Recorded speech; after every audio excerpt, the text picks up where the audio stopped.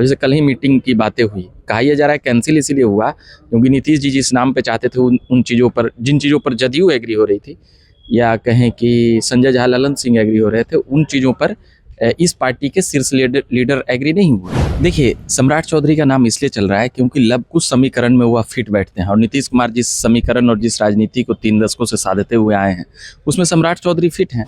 मगर वहीं नित्यानंद राय को 10 साल से, पिछले 10 सालों से उनको कह सकते हैं कि जब से प्रदेश अध्यक्ष बने हैं तब से ही एक यादव नेता के तौर पर और लालू प्रसाद यादव के काट पर या राजद के एंटी के तौर पर उनको खड़ा किया जा रहा है। तो ऐसा नहीं है कि पूरा आरएसएस के लोगों का चलता है, वो एक पॉलिटिकल पार्टी है भाजपा।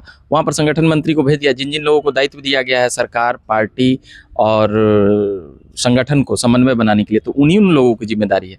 नमस्कार, मेरा नाम प्रिंस मिश्रा है, अपने संसूत्रा देख रहे हैं। बिहार में इन दिनों मुख्यमंत्री पद को लेकर जो है खूब चर्चा हो रही है, समीकरण भी बनाए जा रहे हैं, लगातार कहे जा रहे हैं कि कई नामों पर जो है मुहर लगाई जा रही है। लेकिन हम चर्चा करेंगे कि कौन आखिरकार जो है मुख्यमंत्री यहाँ पे बनने जा रहे हैं, किनका प्रबल संभावना है। तमाम चीज़ों को लेकर जो है हमारे साथ बातचीत करने के लिए रविकांत सर हैं, जो कि युवा पत्रकार हैं, वरिष्ठ भी हैं और इन चीज़ों को जो है गंभीरतापूर्वक समझते हैं।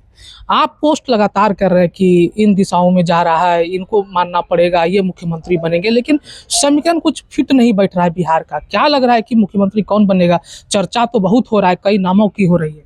देखिए, कोई और पॉलिटिकल पार्टी होता तो आदमी बोल देता कि ये फलाने आदमी मुख्यमंत्री बन रहा है, मगर ये भाजपा है। जैसे एमपी, राजस्थान, छत्तीसगढ़ या और भी जगहों पर, आसाम या पूर्वोत्तर के और भी राज्यों में, या और भी सभी चीज़ों पर, चाहे वह राष्ट्रीय अध्यक्ष हो, जिस प्रकार से वह चुनते आई है, तो कई बार ऐसा होता है कि जो नाम चर्चाओं में है उससे कोसों दूर ये पार्टी अपना नाम लेकर आती है। तो इतना आसानी से नहीं कह सकते हैं कि कौन मुख्यमंत्री बनेंगे या नहीं बनेंगे। कौन लग रहा है सर आपको कि जो है किन किन नामों पे चर्चा हो रही है बीजेपी में? आरएसएस को लेकर जो है लगातार बीजेपी घिरती रही है। आरएसएस के लोग इसमें बिहार के मुख्यमंत्री बनेंगे, वो कमान संभालेंगे बिहार के। जदयू वाले कह रहे हैं कि निशांत मुख्यमंत्री बन रहे हैं, कई वरिष्ठ पत्रकार भी कह रहे हैं कि जो है सम्राट चौधरी बन रहे हैं। कई कल सुबह से जो है खबर ये भी चल रही है कि दिलीप जायसवाल नंबर में है, संजय जायसवाल नंबर में है। किनका नाम ज़्यादा लग रहा है कि जो है बनने की संभावना है समीकरण के हिसाब से भी अगर आप देखिएगा तो? देखिए, सम्राट चौधरी का नाम इसलिए चल रहा है क्योंकि लब कुछ समीकरण में वह फिट बैठते हैं, और नीतीश कुमार जिस समीकरण और जिस राजनीति को 3 दशकों से साधते हुए आए हैं उसमें सम्राट चौधरी फिट हैं। तो कई लोगों के लिए वह नाम बड़ा सहज है। साथ ही एक इसलिए भी सम्राट चौधरी भी सहज हैं कि उन्होंने जिस प्रकार से 7-8 सालों में या 7 सालों में कहें कि मात्र यही उनका आने का साल है, तो इन 7-8 सालों में जिस प्रकार से सम्राट चौधरी का कद भाजपा में बढ़ा है और वह प्रदेश अध्यक्ष बन गए हैं भाजपा में, तो कई संगठन और जो पेरेंट्स इनका संगठन है वहाँ पर भी इनकी धमक है, वहाँ पर भी इनकी परिचय है। तो निश्चित तौर पर सम्राट चौधरी पहले नंबर पर हैं।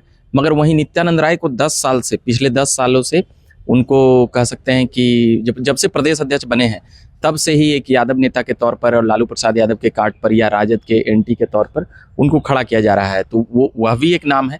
मगर केवल सम्राट चौधरी को लोग इसलिए भी चुन रहे हैं क्योंकि अभी वह उप मुख्यमंत्री हैं। उप मुख्यमंत्री 2 लोग हैं, विजय सिन्हा है, सम्राट चौधरी, और भी मंत्रिमंडल में और भी प्रदेश अध्यक्ष और भी कई लोग हैं। तो उनका नाम इसलिए क्योंकि उस सब पे 20 पड़ रहे हैं, अपने स्वभाव से, अपने शैली से लालू प्रसाद यादव पर आक्रमण बोलने की वजह से, या फिर संगठन या पार्टी में उनके लोग इतना ज़्यादा कैसे हो गए, यह भी उनके नेतृत्व शैली को, या कुछ तो बातें उनमें होगी तभी उनका नाम इतना आ रहा है। मगर यह भाजपा है, यह चौंकाने वाली नाम देगी, ऐसा कई लोगों का सोचना है और हमारा भी सोचना है।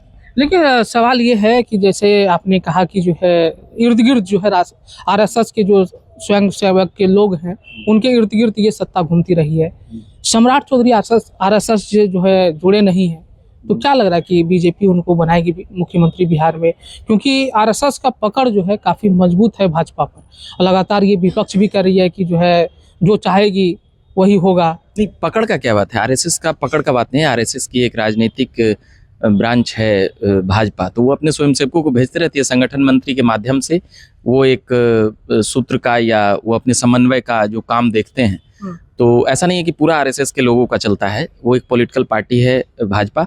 वहाँ पर संगठन मंत्री को भेज दिया, जिन जिन लोगों को दायित्व दिया गया है सरकार, पार्टी और संगठन को समन्वय बनाने के लिए, तो उन्हीं उन लोगों की जिम्मेदारी है।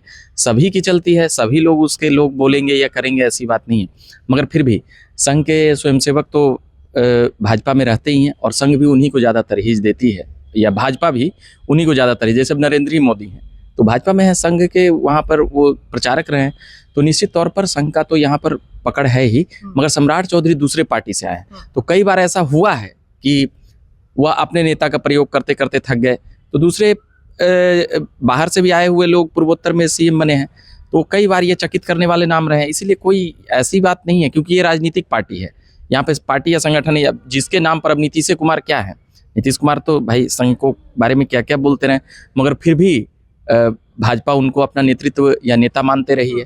इसलिए ये बातें नहीं है। कई लोग मंत्रिमंडल में हैं जो कभी संघ में नहीं है या कभी कुछ नहीं रहे, फिर भी बने हैं, तो ये एक पॉलिटिकल पार्टी है, परिस्थिति और समय के हिसाब से वह अपना नेता चुनती है। अब जनता उसके नाम पर चुन के ले आए, उस संघ का नहीं रहे, तो होता है कई बार। योगी आदित्यनाथ कभी संघ के स्वयंसेवक उस प्रकार से नहीं रहे, हाँ संबंध रहा है मगर स्वयंसेवक नहीं रहे, मगर उसके विचारों में वो फिट बैठे हैं तो वो चुने गए। तो इस प्रकार से बिहार में कई नेता हैं, जैसे सांगठनिक रूप से नाम लीजिएगा तो अभी राष्ट्रीय प्रवक्ता हैं, जैसे दलित और अति पिछड़ा नेता के तौर पर ही चुने जा रहे हैं। फिर आपके पूर्वोत्तर में एक प्रभारी हैं, गिरी जी का नाम आ रहा है, गिरी संजीव चौरसिया हैं, गुरु पासवान हैं, वीरेंद्र पासवान हैं, और भी लोग हैं जिनका नाम हम लोग डायरेक्ट आ जाएगा तो कहेंगे अरे ये तो ये बन गए। तो ये पार्टी है, यहीं पर प्रेम रंजन पटेल हैं, उनका भी नाम कई चीज़ों पर आ रहा है, चाहे वो प्रदेश अध्यक्ष को लेकर हो, राज्यसभा को लेकर हो, MLC को।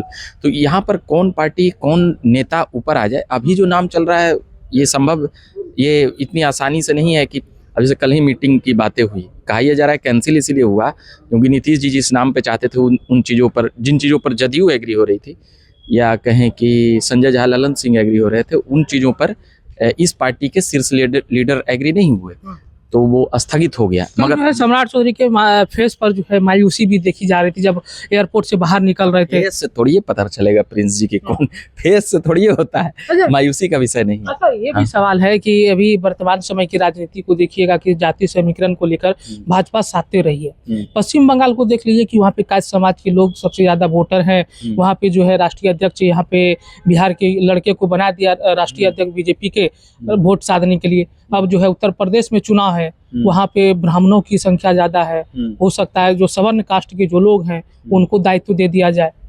इसीलिए तो हम पहले ही बोल दिए कि भाजपा है, यहाँ पर कब कौन किसको ले आएगा।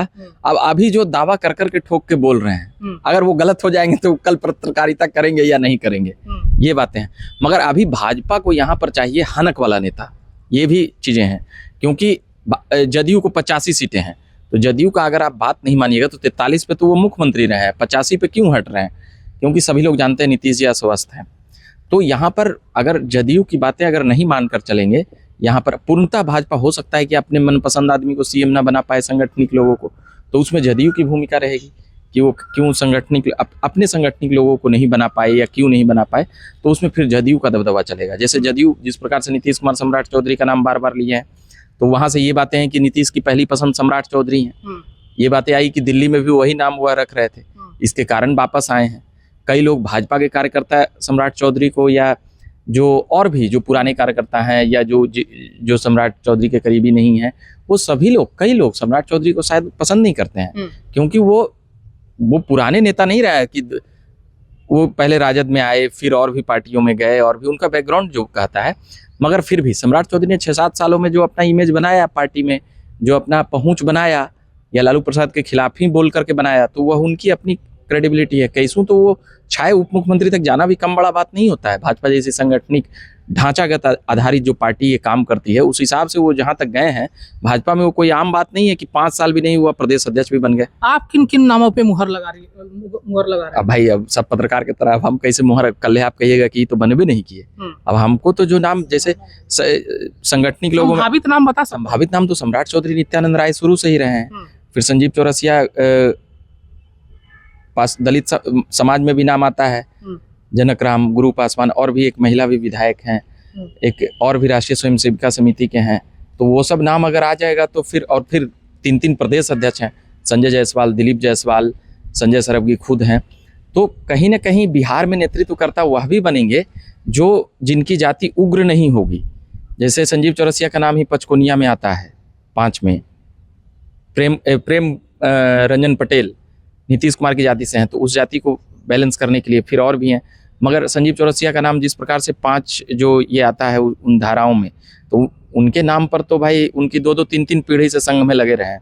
तो कहीं ना कहीं और वो उनका किसी हो सकता है कि जदयू उस नाम पर समन्वय बनाए जो सहज सरल और चीजें हो, क्योंकि वो इमरजेंसी के दौर मजबूत स्थिति में किनका नाम ज्यादा चल रहा है? मजबूत स्थिति में तो भाजपा का जब तक प्रेस कॉन्फ्रेंस नहीं ना हो जाएगा तब तक नहीं हो पाएगा। मजबूत स्थिति में तो अभी सबसे ज्यादा मजबूत स्थिति में सम्राट चौधरी हैं, क्योंकि उनके लिए भाई जदयू के शीर्ष नेता लगे हुए हैं। शीर्ष चीजें तो भाजपा उन चीजों पे बात करेगी ना कि आखिर इसी नाम को पास कराने के लिए जदयू क्यों लगी हुई है। इस पर भाजपा के लोग तो चुप नहीं रहेंगे, क्योंकि वो पसंद हो जाएगा फिर जदयू का। हालांकि बात सम्राट चौधरी भाजपाई तो अभी भाजपा में ही है, उप मुख्यमंत्री तो भाजपा की कीमत जानते हैं, मगर उनका पॉलिटिकल करियर अभी 20-25 साल लंबा है। तो वो चीजें कभी नहीं चाहेंगे कि भाजपा जैसी पार्टी जो अभी 10-15 सालों तक अभी आजमाना नहीं चाहेगी उनको। नहीं, अभी उनको इस प्रकार से दरकिनार भी नहीं करेगी। और जिस प्रकार से उनका नाम अलग अलग चीजों पर आ रहा है, उस हिसाब से भाजपा के शीर्ष नेतृत्व असहज हैं उनके नाम पर कि आखिर जदयू की तरफ से इतना नाम उनका क्यों आ रहा है। यह उनके लिए माइनस पॉइंट चला जा रहा है। जो जदयू के जो शीर्ष नेता हैं, हम फिर से वो नाम ले लिए, संजय झा और ललन सिंह, उनकी पसंद सम्राट चौधरी हैं। जी, ये थे हमारे साथ युवा पत्रकार कह लीजिए, या इस मामले को लेकर जो है गंभीरता पूर्वक तमाम जगहों पर जाकर जो है, तमाम पार्टियों में जाकर जो है अपनी पकड़ बनाए हुए हैं और तमाम चीज़ों को लेकर जो है निचोड़ निकाल रहे हैं। लेकिन हमारी जो है नज़र बने रहेगी कि बिहार में मुख्यमंत्री कौन बनेगा, किनका नाम जो है खूब चल रहा है। फिलहाल इस वीडियो में इतना ही। आपकी क्या प्रतिक्रिया होती है कमेंट बॉक्स में जरूर बताइएगा। चैनल को सब्सक्राइब कर लीजिएगा। धन्यवाद।